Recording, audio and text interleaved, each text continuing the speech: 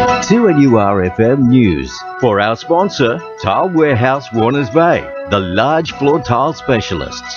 It's 1 o'clock. Good afternoon. I'm Tanya du Preez with 2NURFM Hunter News. Stage 1 of the Shortland Esplanade has been completed, with the project seeing the revitalisation of the section of Bathers Way between Nobby's Beach and Newcastle Ocean Baths. This stage of the project sees added infrastructure to Bathers Way, as well as a new 6-metre wide shared footpath.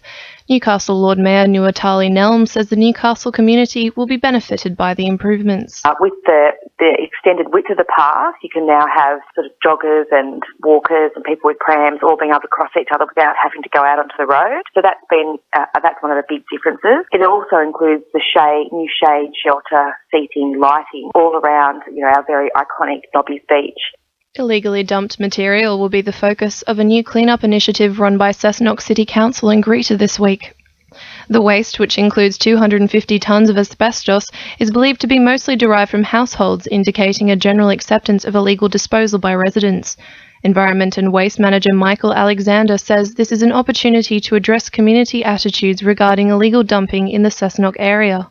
There's a number of concerns. The first concern is obviously the behavioural issue about illegal dumping and the acceptance by some that illegal dumping is okay. The second concern is certainly the amount of asbestos material that we have discovered within the material that's been illegally dumped.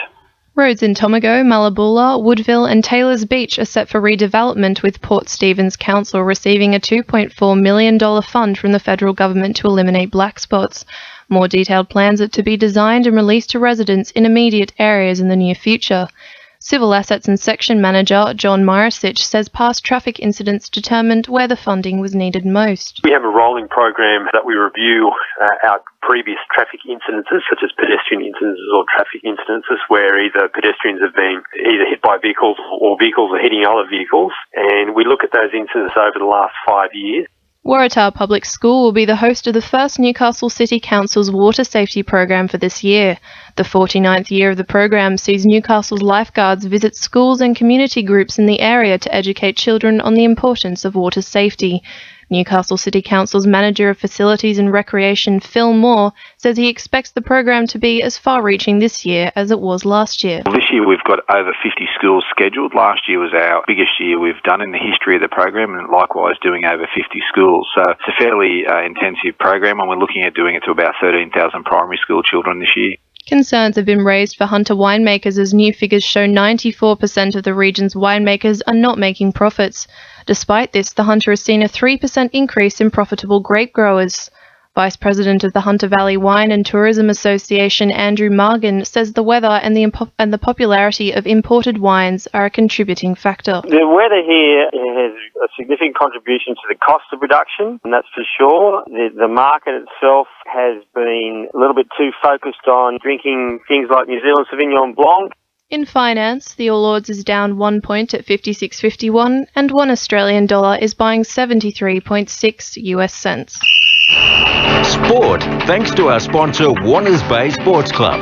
Newcastle Knights captain Kurt Gidley says their 32 victory over the Titans has been a step towards building back their confidence. Gidley also thanked the fans and members who came out to support them despite the poor weather conditions. Thanks to all our fans who come out, supported us, stuck around right till the end. Probably would have been easy to sit at home in front of the heater and watch it. Souths achieved a victory against the Tigers in the Women's Premier Hockey League, winning 1-0. In the Men's Premier League, Maitland pushed Norths into third place on the ladder with a 6-4 lead. However, Souths and Gosford remain at the top of the table with a 25 points each. And 16-year-old Maddie Elliott of Gilliston Heights won 5 medals and set a world record swimming at the IPC World Championship. Competing in Glasgow, Elliott picked up 3 gold, 1 silver and a bronze medal, and set an oceanic record in butterfly. That's sport. I'm Georgia Lupton.